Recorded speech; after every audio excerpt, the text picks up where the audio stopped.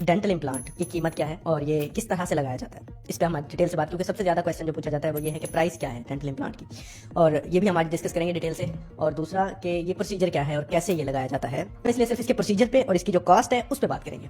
तो सबसे पहले हम आते हैं इसके प्रोसीजर के बारे में।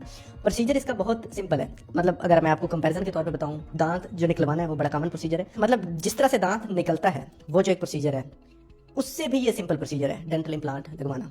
अगर इस लिहाज से देखा जाए कि इस पे टाइम कितना लगता है, इस पे पेन कितना होता है, बल्कि उससे लेस चैलेंजिंग है। मतलब एज ए डेंटिस्ट अगर मैं देखूं तो दांत निकालना इतना चैलेंजिंग काम है कि काफ़ी डेंटिस्ट जो क्लिनिक पे खौफ खाते हैं वो दांत निकालते हुए खाते हैं।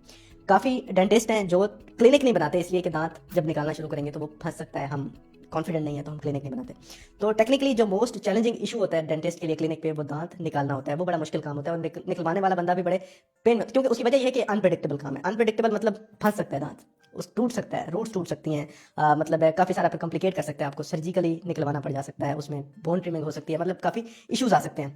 उस लिहाज से अगर देखा जाए तो डेंटल इम्प्लांट लगाना काफ़ी प्रिडिक्टेबल है अगर आपकी प्लानिंग बहुत अच्छी है, आपको लगाने के लिए आपके पास इक्विपमेंट सारा अच्छा है और उसके अलावा आपकी स्किल सेट जो है बहुत अच्छी है, तो फिर ये इतनी सिंपल प्रोसीजर है कि लगाते हुए बिल्कुल परेशानी नहीं होती और लगवाने वाला भी सुकून से जो है ना, बिल्कुल उसको कोई एंग्जाइटी या कोई स्ट्रेस नहीं होता। अब मैं आपको बताता हूँ प्रोसीजर क्या है। बिल्कुल उसी तरह से हमने सुन का इंजेक्शन लगाना है, आप आएंगे सुन का इंजेक्शन लगाएंगे, उसमें क्या होगा कि आपका जो जगह है जहाँ पे आपने इम्प्लांट प्लेस करना है वो सुन हो जाएगी।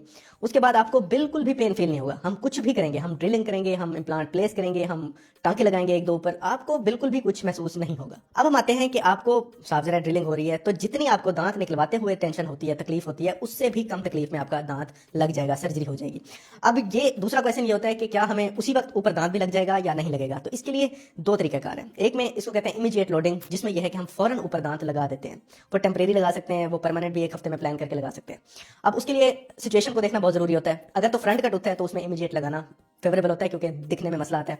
और इसके लिए इम्प्लांट के जो सिस्टम है वो भी फिर डिवाइड हो जाते हैं। एक सिस्टम है जिसमें इमीडिएट लोडिंग नहीं होती, और जो कंटेम्प्रेरी है, जो कि मोस्ट एक्सेप्टेड है, अप्रूव्ड जो तरीकाकार है, वो यही है कि हम इमीडिएट लोड ना करें। क्योंकि होता यह है कि जब हम इम्प्लांट प्लेस करते हैं तो वो बोन के साथ एक इंटेग्रेशन करता है, जिसको हम ऑसियो इंटेग्रेशन कहते हैं। उसमें होता यह है कि आपका जो इम्प्लांट है वो दांत की तरह बोन का हिस्सा बन जाता है।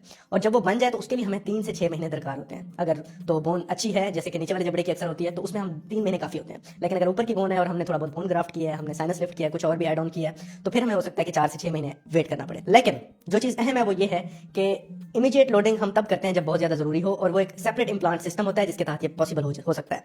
लेकिन जो अप्रूव्ड सिस्टम है उसके तहत ये है कि हमें 3 से 6 महीने का वेट करना पड़ता है उस सर्जरी के बाद। उस सर्जरी के बाद हम 2 से 3 महीने बाद उसको रीओपन करते हैं, गम को ओपन करते हैं। उसके बाद हम वहाँ पे एक अबटमेंट, हीलिंग अबटमेंट लगाते हैं ताकि उसके अराउंड गम टिश्यू जो है ना वो अपनी एक शेप में आ जाए। उसके बाद हम फिर ऊपर क्राउन बनवा के लैब से लगा देते हैं। तो ये एक तरीका कार है डेंटल इम्प्लांट का, जिस तरह से मैं बताता हूँ आपने साथ साथ देखा भी है। ये एक पेशेंट है जिसका आपने देखा है, ये मैंने किया है, 2 महीने बाद हमने इसको लगा के दांत लगा दिया। अब हम आ जाते हैं इसकी कॉस्ट पे।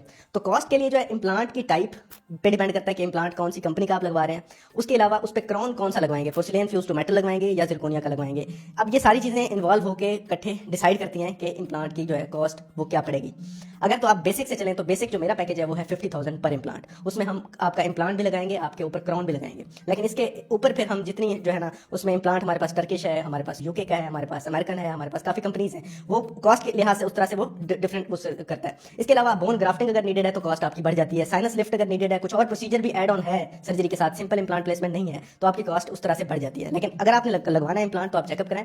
चेकअप करके हम आपको कुछ टेस्ट लिखेंगे, इसके अलावा कुछ एक्सरेज होंगे जिसमें 3D CBCT बहुत अहम है, वो कराएंगे। उसके बाद इम्प्लांट प्लानिंग होगी जिसमें हम बैठ के देखेंगे कि विड्थ कितनी है, हाइट कितनी रखनी है इम्प्लांट की। ये सारा प्लान करके आपके जो इम्प्लांट लगना है वो किस तरह से लगना है, किस एंगुलेशन पे लगना है, उसकी विड्थ कितनी होनी चाहिए, उसकी हाइट कितनी होनी चाहिए।